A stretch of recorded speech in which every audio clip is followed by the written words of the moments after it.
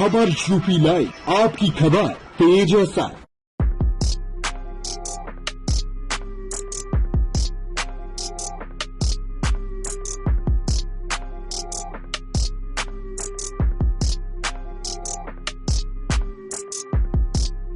बिहार के नटवर लाल ने संसद को भी बेच दिया था और बस्ती के नटवर लाल ने डीएम के नाम वाली जमीन को ही कई लोगों को बेच दिया और लाखों रुपए लेकर फरार हो गया।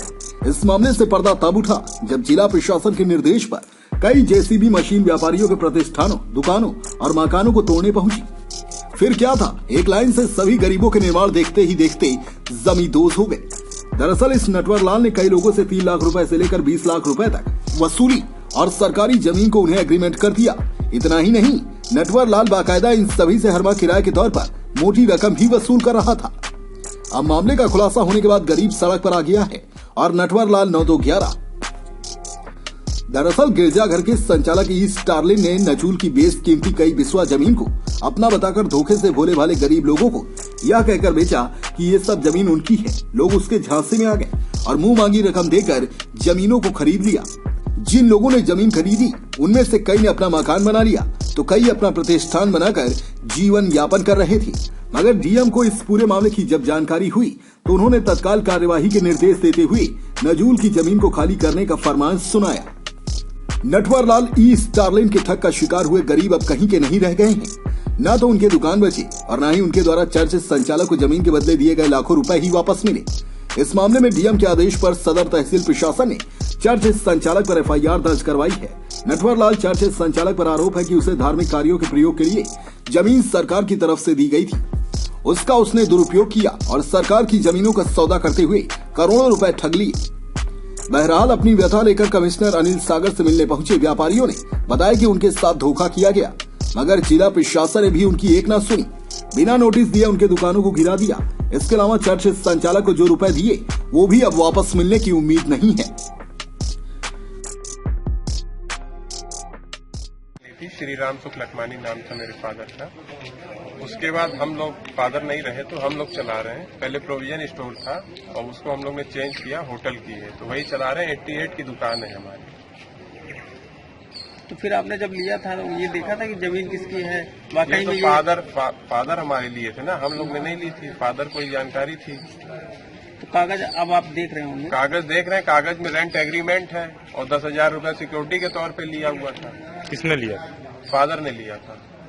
हेड ऑफिस है ना इलाहाबाद इनकी। अब जब ये मामला सामने आया है कि सरकार कह रही है उनकी जमीन है, तो आपने इसकी खोजबीन की वाकई जमीन किसकी है या ठगे गए? आप ज्ञापन दिया था तो उन्होंने वहाँ पे नगर पालिका में दिए तो नगर पालिका से लिखित तौर पे भेजा गया कि ये चर्च की प्रॉपर्टी है, इसमें हम लोग हस्तक्षेप नहीं कर सकते। ये लिखित है, इसका मैं अभी कागज आपको अवेलेबल करता हूँ। है अच्छा, चर्च के नाम पे वो जो आवंटित है उसका इन्होंने जब डीएम साहब जो 2016 में डीएम रहे होंगे जो भी थे तो उनको लिखित में है कि ये चर्च की प्रॉपर्टी है, इसमें हम हस्तक्षेप नहीं कर सकते। इसलिए दिया था सरकार अतिक्रमण खाली करने के। डीएम ने चर्च को किस पर्पज से वो जमीन दी थी आपको पता है? नहीं, धार्मिक कार्यों के लिए दिया था। धार्मिक कार्यों कमर्शियल यूज तो नहीं हो सकता? बिल्कुल बिल्कुल, लेकिन ऐसा नहीं है कि चर्च ने आप लोगों को ठगा है। चर्च ने ठगा नहीं है। हर जगह धार्मिक कार्य के लिए, साफ सफाई के लिए, उसकी अर्थव्यवस्था के लिए कुछ आय की जरूरत होती है, कुछ पैसे की जरूरत होती है। ये तो एग्रीमेंट में सरकार ने नहीं लिखा ना? नहीं होता है, लेकिन कोई ऐसी जगह है, धार्मिक स्थल है जहाँ पे 2, 4, 10 दुकानें निर्माण ना करा के सरकार कोई भी सरकार हर जगह ऐसा नहीं है कि एक प्रॉपर ये तो लिखित में अनुमति ली गई थी? बिल्कुल नहीं ली।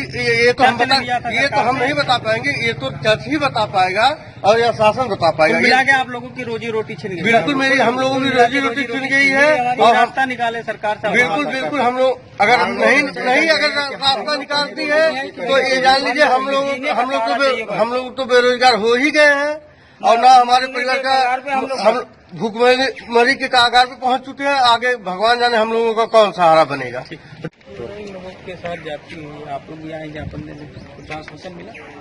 देखिए, ज्ञापन दिया है और अपर मंडल आयुक्त ब्रजेश्वर जी ने उन्होंने आश्वासन दिया है कि इस पर हम कार्रवाई करेंगे और हम लोग इस पे अब कल ये भी है कि हम लोग कल आएंगे कमिश्नर से बात करेंगे कि इसमें क्या हो रहा है, और हम लोग लगातार इसको तब तक इसमें पैरवी परसू करते रहेंगे जब तक कि प्रशासन की आंख न खुल जाए और कार्रवाई शुरू न हो जाए। क्योंकि देखिए, पिछले रविवार को बिना नोटिस के चर्च परिसर में लगभग 100 दुकानें हैं, उसको अचानक से लाके गिरा दी गई, और ये गरीब लोग हैं आप देखिए, और ये सारे लोग बेरोजगार हो गए। और इनका तो स्थिति ये है कि अगर एक दिन भी इनकी दुकान बंद है, इनकी एक दिन भी रोजगार नहीं है, तो इनके घर पे भोजन नहीं बनेगा, इनके घर पे सब्जी नहीं जाएगी। और इस तरीके का जो प्रशासनिक कार्रवाई है कि भाई ये लोग चर्च के किराएदार थे, चर्च से इनका एग्रीमेंट था, चर्च पे इन्होंने पगड़ी दिया हुआ था, पैसा दिया हुआ था, और हर महीने किराया देते थे। अब अचानक प्रशासन पहुंचा कि चर्च की प्रॉपर्टी नहीं है, ये नजूल लैंड है, ये गवर्नमेंट प्रॉपर्टी है। तो अब विषय ये है कि लड़ाई चर्च और प्रशासन की है, तो आपस में निपटे। लेकिन इन गरीब लोगों को क्या बिगाड़ा था, जो चर्च के बाकायदे इनके पास पेपर है, कागज है और किराएदारी है, और ये अपना पैसा दे रहे थे। तो हम लोग की ये मांग है कि भाई इनको कहीं से आप इनको पहले जब तक कि आपका निस्तारण नहीं होता, इनको वहां पर रहने दें, या जब कोई निस्तारण हो जाए तो इनको जो भी दुकानदार हैं उनको जगह मुहैया कराई जाए जहां पे अपना दैनिक जीवन यापन कर सकें, अपना रोजगार कर सकें। एग्रीमेंट हमारा 2015 में हुआ था। किस आधार पर? आधार पर ऐसे हुआ था, डोनेशन 1 लाख रुपए डोनेशन लिए थे। कौन लिया था? ये चर्च वाले इलाहाबाद से, इनका हेडक्वार्टर इलाहाबाद है। आपने पेपर देखे थे कि चर्च की जमीन है या नहीं? नहीं, ये तो पेपर मैंने सर्च नहीं किया था। तमाम दुकानें थी यहाँ पहले से। हाँ, ये तो मैंने सर्च नहीं किया था कि किसकी जमीन है, लेकिन दुकानें बहुत पहले से बनी हुई थी, चल रही थी। उसी आधार पर मैंने लिया कि ये भी एक चर्च की ही जमीन है, ये दे रहे हैं। तो जमीन तो 3 लाख रुपया अलग से लिए, जिसका कोई रिसिप्ट नहीं लिए, और 1 लाख रुपया डोनेशन लिए। मतलब सरकार की जमीन को अपना बताकर गरीबों को बेच दिया। जी हाँ, बेच दिया। इस तरीके से हम ही नहीं, हमारे भाई जितने से अगल बगल खड़े हुए हैं, ऐसे ही पीड़ित भाई सभी लोग, ये घटना। ये तो फ्रॉड किया चर्च वालों ने। एक फ्रॉड ही है। रसीद भी तो आपको समझ में आ रहा है कि फ्रॉड हुआ है। हम लोगों को कुछ पता नहीं था। कुछ रसीद भी तो लोगों के पास सरकार की जमीन थी, तो ऐसा पहले से मालूम होता तो हम लोग क्यों ऐसा करते। दोनों तरफ से उन गरीबों का शोषण हुआ है। डीएसपी ने कहा कि कोतवाली में मुकदमा दर्ज कर पुलिस आवश्यक कार्यवाही में जुट गई है।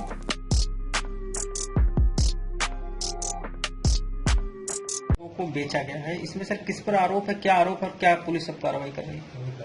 जिला प्रशासन द्वारा दिनांक 28/2/2021 को शास्त्री चौक स्थित गिरजाघर के विरुद्ध एक अभियोग पंजीकृत कराया गया है।